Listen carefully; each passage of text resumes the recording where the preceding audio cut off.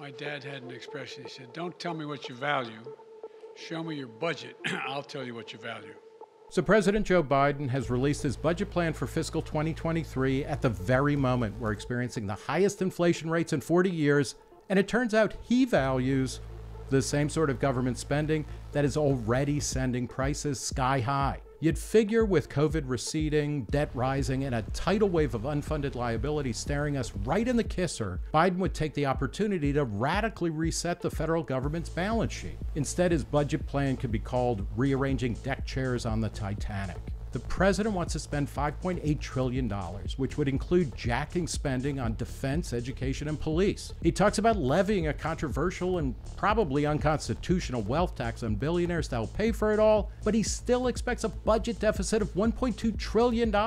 If you're gonna tax unrealized capital gains, President Biden, at least spend it on something pretty. It's debt finance spending that spurs inflation in the first place. Rather than cutting spending and reforming entitlements, the government borrows and prints money so it can keep giving goodies to its favored citizens. You get more dollars chasing the same amount of goods, and that leads to price hikes.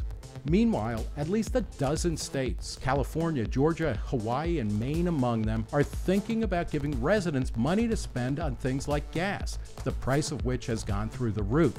So today we're announcing a $9 billion tax refund to tens of millions of Californians.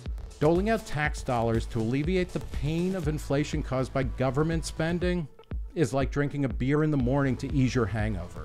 It's only setting up the next binge. Fed Chairman Jerome Powell has announced a series of interest rate hikes to help tame inflation, but in a recent speech he made no mention of the increase in the money supply measured by M2, which has risen by a record 41% in 2 years, or of the Federal Reserve's holding of U.S. debt, which has jumped $3.5 trillion over the same time period. And his interest rate hikes will be small enough that it's unclear they'll have much impact. Back in the 1980s, Fed Chairman Paul Volcker allowed the Fed funds rate to more than double in less than 2 years' time to over 20%. That helped kill inflation, but it also caused the most severe recession since the Great Depression. Worse, serious hikes by the Fed today will not just likely cause a major economic downturn, they will devastate the government's balance sheet, requiring either massive tax hikes on everyone, huge reductions in government services, or a combination of both. According to recent conservative estimates from the Congressional Budget Office, as the federal budget grows, the cost of paying interest on the debt will keep increasing until it accounts for about 24 cents of every dollar spent by 2050. And that assumed interest rates would remain historically low. So even moderate increases in the Fed's fund rate would push the cost of servicing the debt much higher, causing the government to borrow more money, kicking us into a vicious cycle of economic despair.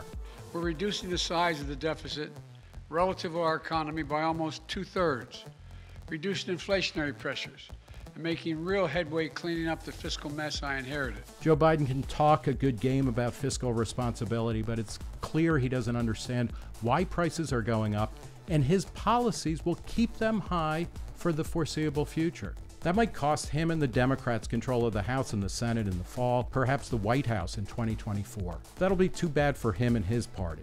But his unwillingness to confront massive spending and debt is going to cost all of us a lot more than that.